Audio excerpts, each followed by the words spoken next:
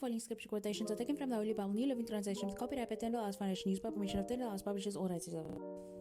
Hi, I'm Peachy Pie. Welcome back to my channel, and this is a mini applause for you. Why do you get a mini applause? Because you are quite simply amazing and you're phenomenal and you deserve it, and also because you made it through yesterday and today, and since I have faith that you're going to make it through tomorrow, why don't you hit that notification bell and the subscribe button so that you can be here when I post another video. Okie dokie. So today we're going to be talking about 5 reasons why your boss or employer might want you to vaccinate. Okay, so take that as your trigger warning. If you're not in the mood to listen to anything vaccine related, you're welcome to pop off this video at any time and check out some of my other non-vaccination related content. I'm not really like a vaccination content type of person. I was just thinking about this topic and thought it might be interesting to discuss it because, hey, we're both here. Let's go. Okay, so these are my notes over here on my PC, and that's why I'm looking over here. I'm not reading off anything, even though I wrote these notes before I started recording. Anyway, so number 1, because of the coronavirus lockdowns, businesses have these deals that have been in the works, like mergers and things, for years and years and years at a time in advance. And now those deals kind of mean nothing under the lockdowns. Those deals can't go into action and money can't be sent over and transferred and all those kind of things. This is all impacted by the national lockdowns and the National Disaster Act that was enacted in different countries when it came to the coronavirus. Like when the coronavirus was considered like a threat, then a lot of countries went into lockdowns. And so businesses are at a standstill when it comes to making certain deals, or were at a standstill, and are only now slowly getting back into those deals and negotiations and things because the lockdown levels are easing. And now with the new Omicron variant, this is now creating a problem again with potential lockdowns looming over our heads and shoulders, right? So that's the first reason. The second thing is that a lot of businesses lost money because of lockdowns, and then had to cut into either their profits or into money that they had set aside for any sort of disasters. It may take them long to get money out of insurance because they might not actually be covered for a pandemic, because that's not necessarily the kind of cover that a lot of businesses might consider. So they might have to fight with insurance to get money to pay out people and to pay out all of their expenses and things, and that can take it can be a very long and arduous process. And so this also means that they lost money because of that, having to cut back on profits in order to make the business continue and to make the business run. And so if you were starting to see a trend here, this coronavirus didn't only impact us individuals in like a very difficult and uncomfortable way, it also impacted the way that businesses operate and the way that businesses are managed and how money is transferred between businesses and government and between businesses and customers or consumers, right? Okay, and then there have been lots of retrenchments, and these retrenchments also mean that people are buying less, which means that businesses are losing money. So retrenchments as a whole, like large or mass retrenchments, actually really bad for the economy and bad for businesses as well. And the coronavirus actually caused a lot of these things to happen kind of at the same time.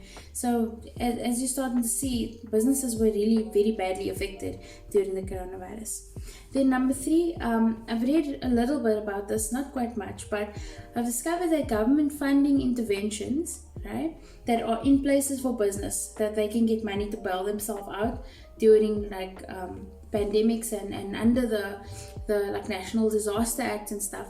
These things are stuff that people have to apply for, and then your application can get rejected or your application can get delayed and all sorts of other things. And often when it comes to government giving out money for the public, there's corruption that's at play. It's not necessarily everywhere, but often corruption is a factor. And so people that have friends in high places, so to speak, are more likely to get awarded money or aid that they need, and other people are more likely to get rejected. So this was something quite interesting to discover when I just took a look at it.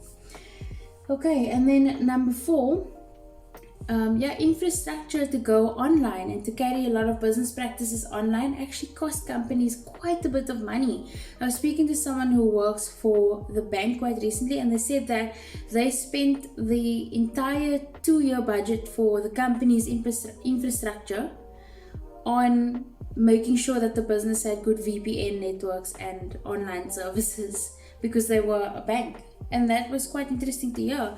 And though it has long-term positive effects, that short-term cost can necessarily be negative for the business if in case money is needed in that area. So that's a big thing. And another thing is also that COVID-19 protocols have now caused the need for people to have sanitization stations, to have a person that's taking temperature in a lot of places and recording people's details in case they need to trace people that have, in case someone has got into contact with COVID and they have to trace those people. So all of these things have now added costs onto businesses that government might not necessarily be covering, which are things we didn't think about in the past. Sanitizer also. A lot of businesses now have to have sanitizer shipped to them and maybe paying for those kind of things, right? And then I spoke to another individual who mentioned why their company had said that they wanted individuals in the company to be vaccinated was because doing business with international partners may in the future require it. So the company is kind of preempting that international companies want vaccinated individuals working with their individuals, and so they've decided to request that the employees vaccinate in droves. And how they're doing it is they're not necessarily forcing the employees to vaccinate, but they are offering incentives like vouchers or gifts or whatever in order to get or motivate people to vaccinate, which is quite interesting. Okay, so our scripture of the day is from Philippians 4 verse 8, which is, "And now, dear brothers and sisters, one final thing, fix your thoughts on what is true and honorable and right and pure and lovely and admirable. Think about things that are excellent and worthy of praise." Such a nice scripture for today. Yeah.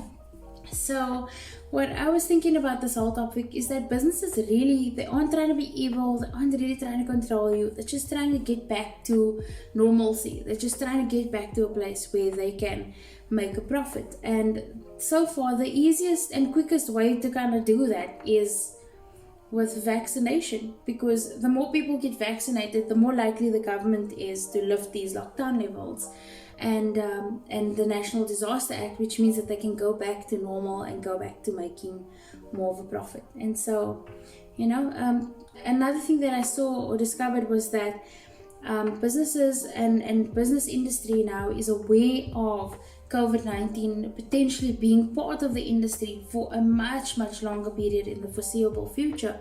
And so they have to now create different strategies in order to deal with the effects of COVID-19 and National Disaster Act and lockdowns and things, and make sure that the businesses remain sustainable.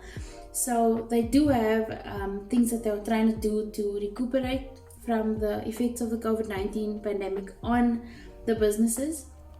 But the quickest way in which to do so is if all the individuals in the country are encouraged to vaccinate, get vaccinated, and the government decides to lift the lockdown levels, then they can get back to normal faster. So that's just some of the things that I was thinking about, why our potential employers are thinking about asking us or requiring for us to vaccinate. And it's perhaps something for you to think about. I welcome your comments. I welcome all dissenting voices.